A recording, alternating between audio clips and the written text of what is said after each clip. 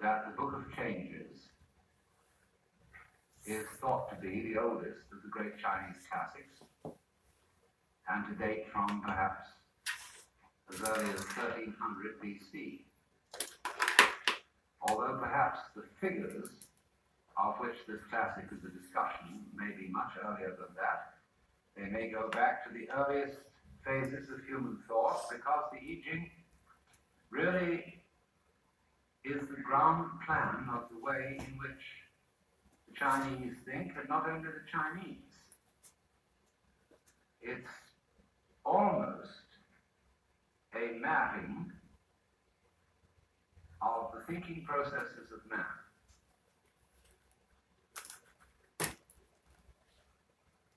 And it may surprise you to know that the system of arithmetic, which is used by digital computers, came from the I Ching.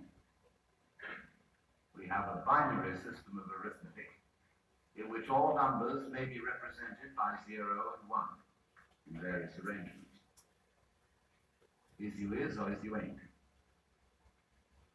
So there's a sudden, unexpected link between the most sophisticated mathematical machinery and a book originating at least 1300 BC.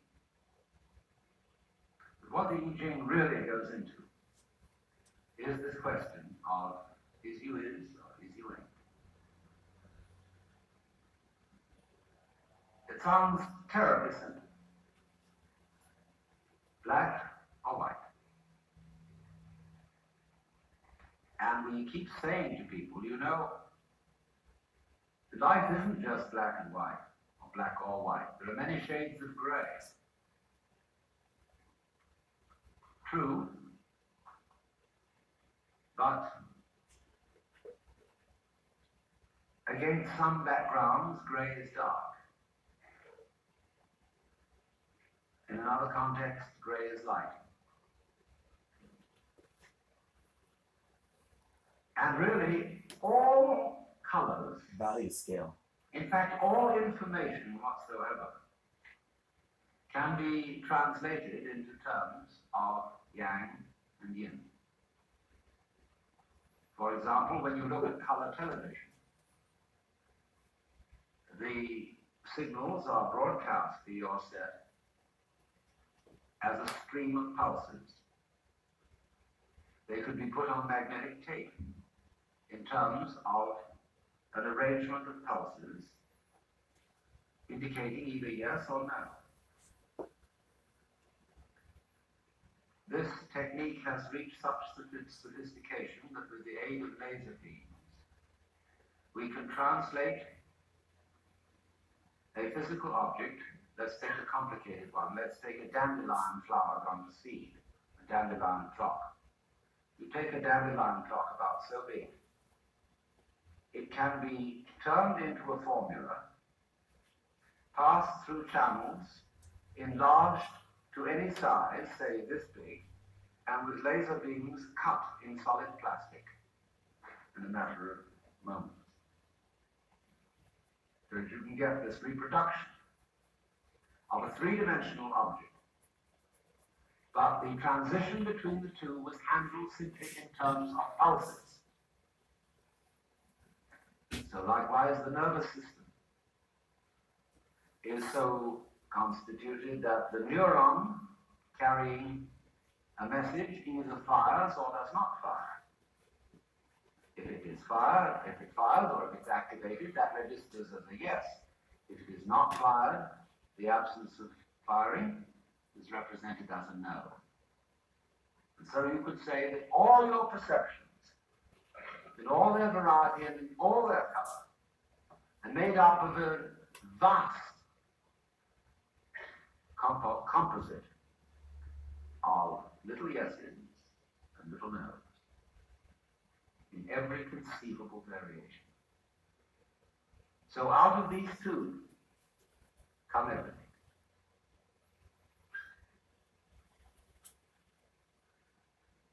Yang means the positive, and Yin, the negative.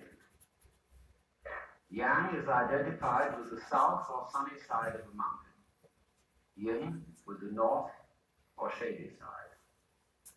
And note at this moment that you cannot have a one-sided mountain. Imagine it. And this then is the crucial thing that one must understand about the Yang-Yin philosophy. And it is represented in the symbol of a circle crossed with an S curve, one side of which is black and the other side is white.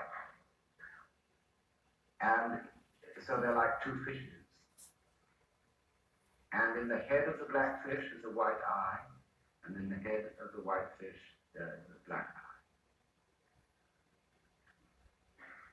These two sides are interdependent because the black one is outlined by the white one, and the white one is outlined by the black one.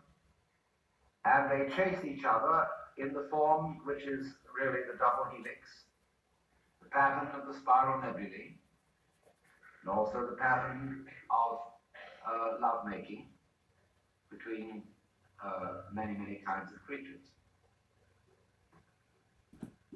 The spiral folding into itself, black chasing white and white chasing black. Now, obviously, white and black are as different can be.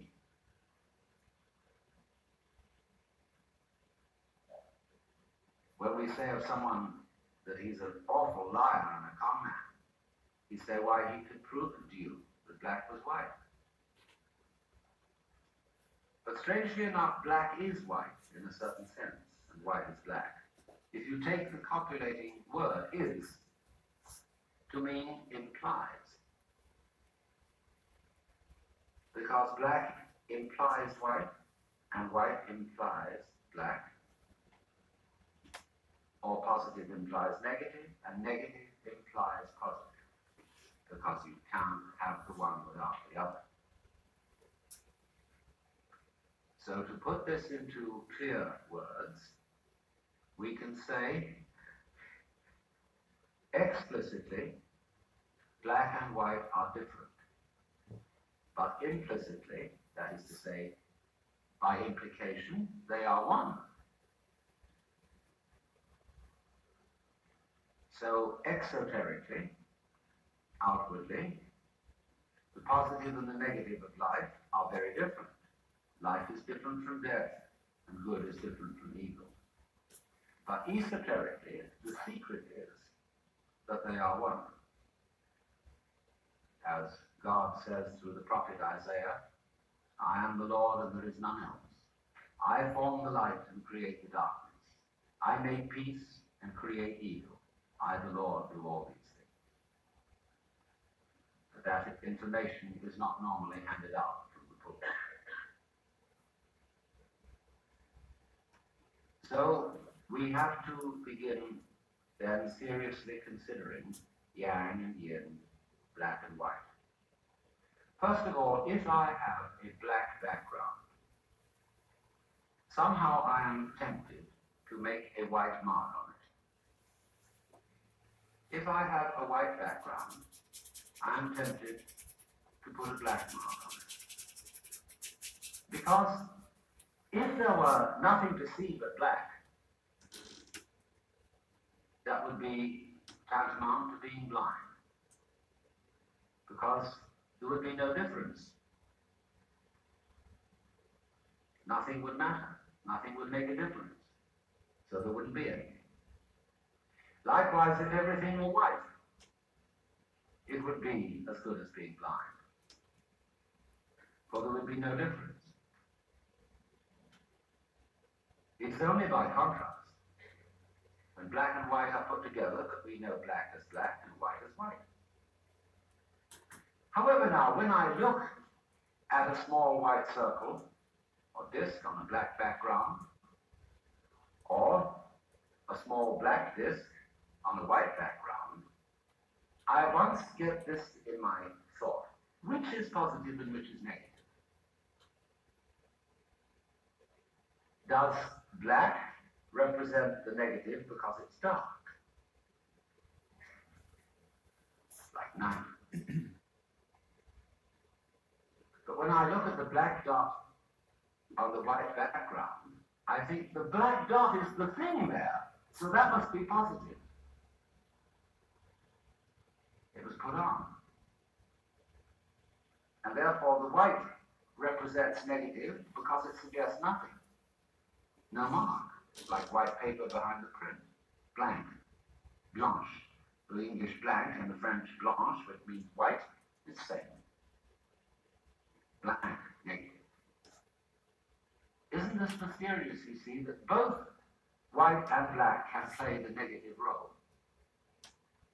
But then let's think of white as light.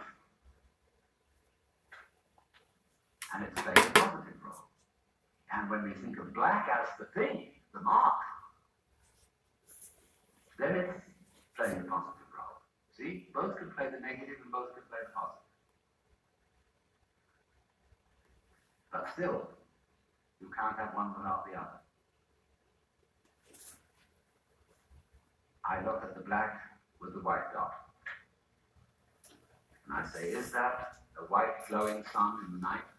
Or is it a hole through a wall? In which case the black will be the thing and the white the absence.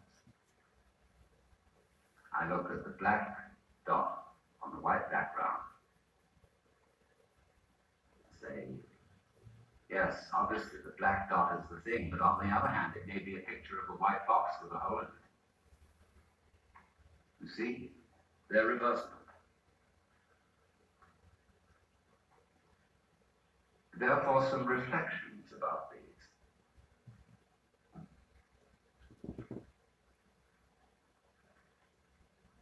It isn't easy for a human being, the way we've been trained, to notice that you can't have one without the other.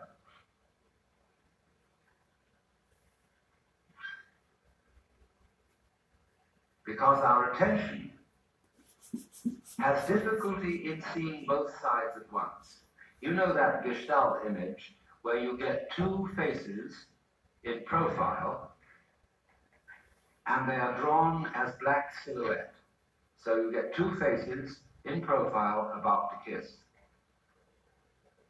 But then look again and you notice the white ground between them, and it is a cup, like a chalice.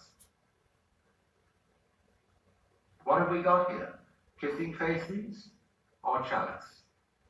People have difficulty in seeing both together. You must have one or the other. Either will do, but make your choice.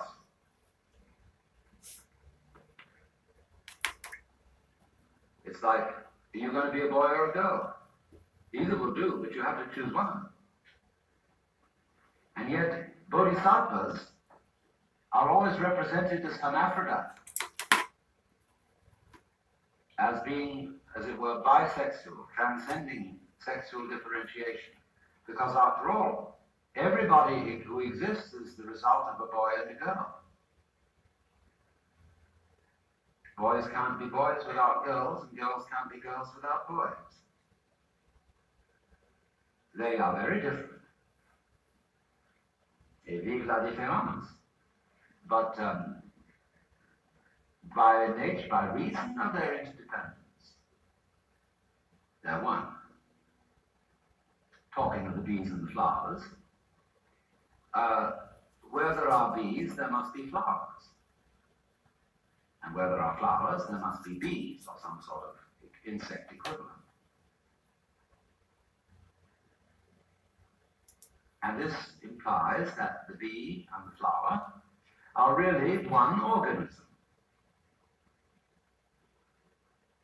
The head of the body looks very different from the feet, just as the bee looks different from the flower. But a complete body requires both head and feet. So the head and the foot are obviously one organism. It's less obvious with the bee and the flower, but they are one organism. What is very difficult for us to see, however, is that solids are all of a piece with spaces. Now here comes the thing, you see. Take a situation in which we say of a given figure-ground relationship that the black is the thing, the black letter on the white page. We say, yes, it's the black letter that's important. That's the thing. But supposing it's a white letter on a black page. Still, we say the letter's the thing. That's important. All right. So we say we look out in the sky at night and we see the stars and the planets. We say that's what's there.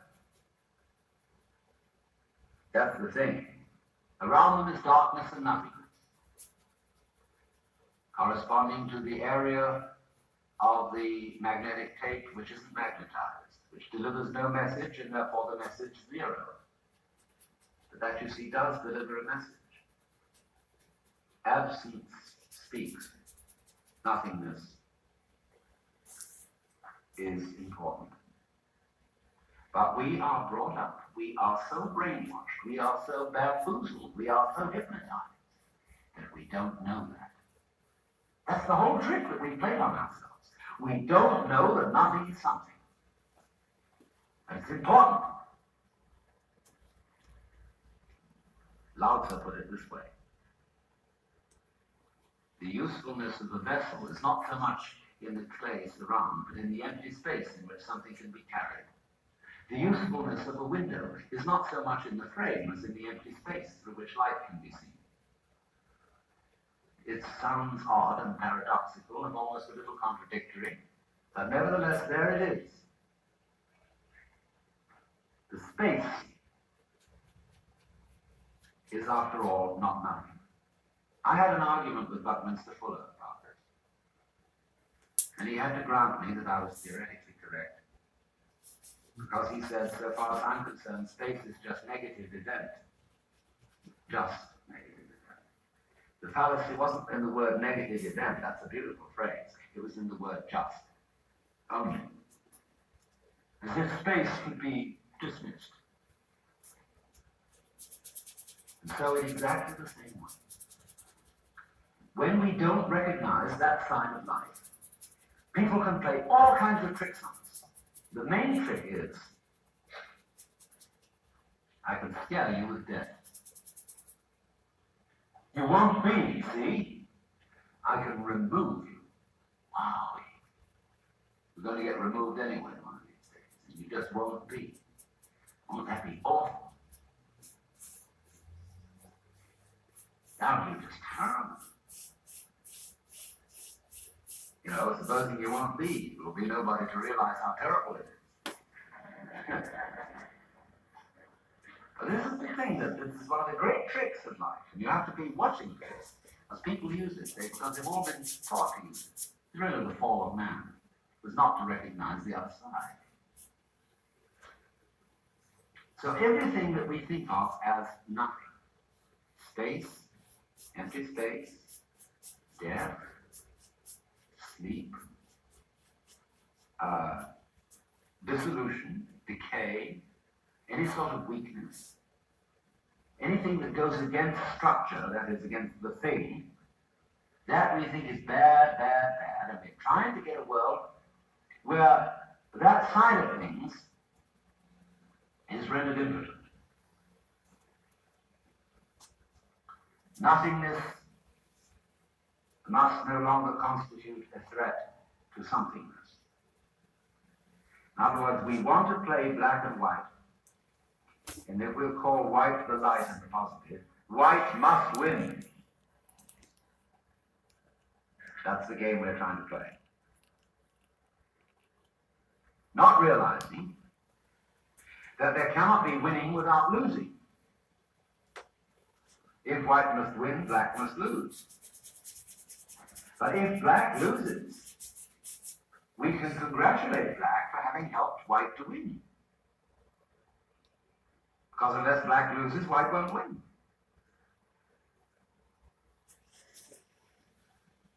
You can translate this into the difficult and thorny question of race relations.